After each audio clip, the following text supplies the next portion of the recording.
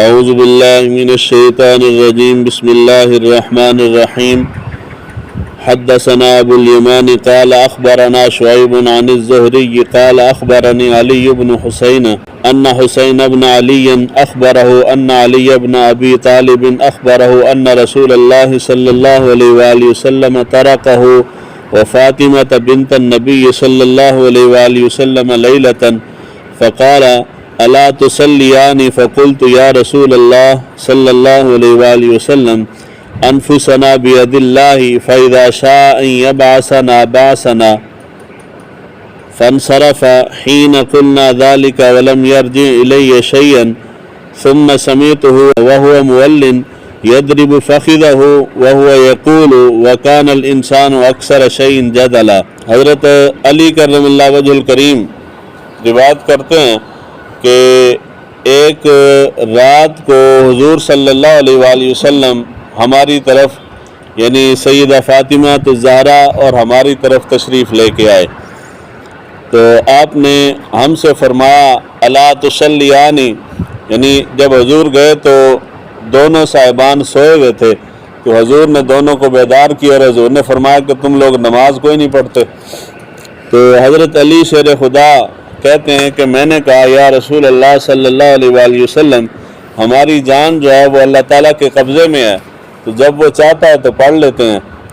تو حضور صلی اللہ علیہ وآلہ وسلم نے میری یہ بات سنی اور آپ سن کے خاموش ہو گئے اور آپ نے مجھ سے کچھ بھی نہیں کہا،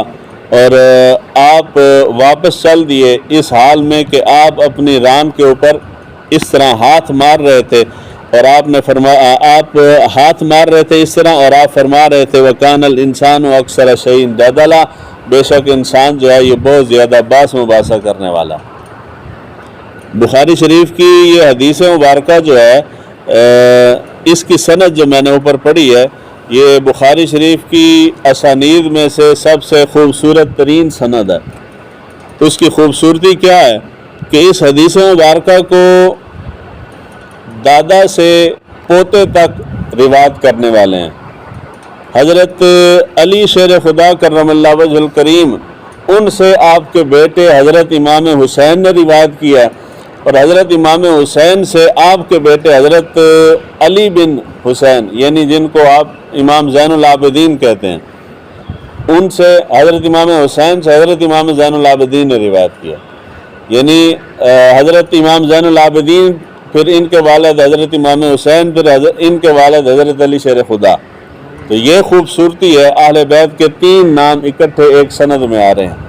اور یہ چھوٹی سی بات نہیں ہے۔ مسند احمد بن حنبل کے اندر ایک حدیث مبارکہ جس کے اندر اہل بیت کے غالباً 6 سے 7 نام آتے ہیں،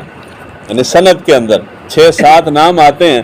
اور اس کے متعلق امام احمد بن حنبل نے لکھا ہے، آپ نے فرمایا کہ یہ اتنی برکت والی سند ہے کہ اگر کسی پاگل شخص کے اوپر صرف یہی سند پڑھ کے دم کر دیا جائے تو بندہ ٹھیک ہو جائے گا۔ اب اس میں ہے کیا؟ اہل بیت کے نام شامل ہیں، صرف جس طرح کہ اس کے اندر 3 نام آ گئے ہیں تو اس کے اندر ذرا زیادہ نام ہے، تو یہ برکت والی اس لیے میں نے کہا کہ یہ خوبصورت سند ہے۔ حضور صلی اللہ علیہ وآلہ وسلم نے یہ جو فرمایا حضرت علی رضی اللہ تعالیٰ عنہ کو اور حضرت فاطمہ الزہرا کو، اس سے مراد فرض نماز نہیں ہے، کیونکہ یہ کتاب التہجد کے اندر حدیث مبارکہ آئی ہے اور یہ بیان بھی تہجد کا ہی ہو رہا ہے۔ ایسا ممکن نہیں ہے کہ وہ فرض نماز نہ پڑھتے ہوں، یہ ممکنات میں سے نہیں ہے۔ صحابہ بہت زیادہ، اور صحابہ میں حضرت علی شیر خدا ویسے ہی بہت زیادہ اس کے اوپر پابندی کرنے والے تھے۔ یہ تہجد کے بارے میں ہے، یعنی تہجد کا ٹائم تھا اور حضور صلی اللہ علیہ وآلہ وسلم گئے ان کو جگانے کے لیے، اور وہ ابھی تک سو رہے تھے، تو حضور نے فرمایا کہ تم لوگ نماز نہیں پڑھتے، یعنی نماز تہجد کوئی نہیں پڑھتے ہو، سوئے ہوئے ہو۔ تو حضرت علی نے فرمایا کہ یا رسول اللہ ہماری جان اللہ کے قبضے میں ہے، جب وہ چاہے گا تو پڑھ لیں گے، جس طرح کہ ہم باہر نکلیں جو بندہ نماز نہ پڑھتا ہو تو ہم کہیں کہ نماز پڑھا کر، ہاں جی یہ تو رب نے منظور ہوگا تو پڑھ لیں گے۔ تو انہوں نے اس طرح جواب دیا۔ حضور صلی اللہ علیہ وآلہ وسلم افسوس کرتے ہوئے واپس تشریف لائے۔ یہاں پہ کل جو درس کے اندر میں نے جملہ کہا تھا، بلکہ پیچھے کئی مرتبہ حدیث مبارکہ کے اندر وہ جملہ گزرا ہے کہ بیان کرنے والے، تبلیغ کرنے والے علماء یا کوئی بھی دیندار شخص جو لوگوں کو دعوت دیتا ہے نیکی کی، اچھائی کی، اس کے لیے رہنما اصول یہ ہے کہ وہ فرائض اور واجبات کے نیچے آ کے کسی کے اوپر سختی نہ کرے۔ فرائض پہ سختی ہے وہ اللہ رسول نے کی ہے، واجبات اسی میں سے ہے، اس کے اوپر بھی اللہ رسول نے سختی کی ہے۔ باقی اس سے نیچے نفلی درجے کی جو عبادات معاملات ہیں یا مستحسن درجے کے معاملات ہیں، ان کے اوپر سختی کرنا یہ درست نہیں ہے۔ جس طرح کہ حضور صلی اللہ علیہ وآلہ وسلم نے تہجد کی ان کو ترغیب دی، تہجد جو ہے یہ ایک نفلی نماز ہے، فرض یا واجب نہیں ہے، تو حضور صلی اللہ علیہ وآلہ وسلم نے تہجد کی فضیلت کی وجہ سے، اس کی عظمت کی وجہ سے حضور نے ان کو دعوت تو دی، مگر ان کا جواب سن کے حضور صلی اللہ علیہ وآلہ وسلم نے پشیمانی کا اظہار کیا کہ مجھے ان کو دعوت نہیں دینی چاہیے۔ جب آپ نفلی کام کے اوپر سختی کرتے ہیں تو لوگ آہستہ آہستہ دین سے دور ہو جاتے ہیں۔ تھوڑا سا عرصہ پیچھے چلے جائیں نا، ہماری سنیت کا معیار کیا تھا؟ اب تو مساجد میں پابندی کے ساتھ اس طرح ماحول نہیں رہا، تو لوگوں کے ہاں مساجد میں اس وقت 11ویں شریف کی محافل جو ہیں، پروگرام جو ہیں، وہ لازمی پابندی سے ہوتا تھا، اور اس وقت سنی ہونے کا معیار یہ تھا کہ جی فلاں بندہ 11ویں کا فنڈ دیتا ہوتا ہے تو وہ سنی ہے، فلاں نہیں دیتا تو وہ سنی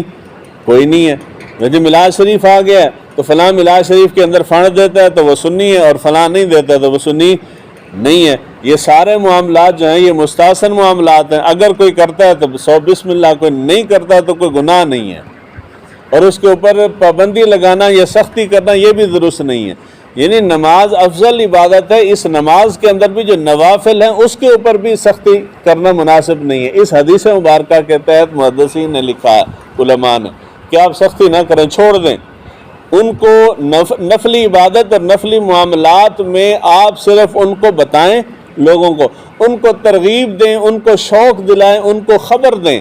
اگر کسی کا دل کرے گا تو وہ پڑھے گا، اگر کسی کا دل نہیں کرے گا تو وہ چھوڑ دے گا، کوئی بات نہیں۔ اس کے بعد دوسری چیز یہ ہے، اس حدیث مبارکہ کے تحت حضور صلی اللہ علیہ وآلہ وسلم جو اپنے ران مبارک پہ ہاتھ مارتے ہوئے واپس تشریف لائے ہیں، اس سے دوسری چیز جو علماء نے لکھی ہے وہ یہ ہے کہ اگر کوئی بڑا چھوٹے کو نصیحت کرے اور چھوٹے کے پاس معقول اس کا جواب یا عذر بھی موجود ہو، لیکن ادب کا تقاضا یہ ہے کہ وہ خاموش ہو جائے۔ یعنی باپ بیٹے کو ڈانٹتا ہے، بڑا بھائی چھوٹے کو ڈانٹتا ہے، یا کوئی بڑا چھوٹے کو ڈانٹ رہا ہے یا کسی چیز کی تلقین کر رہا ہے اور اس کے پاس معقول عذر ہے، جواب ہے اس کے پاس، لیکن اس کو ادب کا تقاضا یہ ہے کہ خاموش ہو جانا چاہیے، آگے ترکی بترکی جواب دینا مناسب نہیں ہے۔ اور امام نووی نے اس کے بارے میں لکھا ہے، اس حدیث مبارکہ کے تحت لکھا ہے، آپ فرماتے ہیں کہ حضور صلی اللہ علیہ وآلہ وسلم کا وہ جو ران پہ ہاتھ مارتے ہوئے واپس تشریف لائے، اس کی وجہ یہ تھی کہ حضور اس بات پہ حیران تھے کہ میں نے ان کو نماز کا کہا اور اس نے فوراً سے آگے جواب دے دیا۔ تو فوراً جواب دینا، ترکی بترکی جواب دینا، بڑے کو جواب دینا، یہ ادب کے خلاف ہے۔ تو کوشش کرنی چاہیے، بڑے کا ادب کرنا چاہیے۔ اللہ تعالیٰ ہمیں دین کو سیکھنے سمجھنے کی توفیق عطا فرمائے۔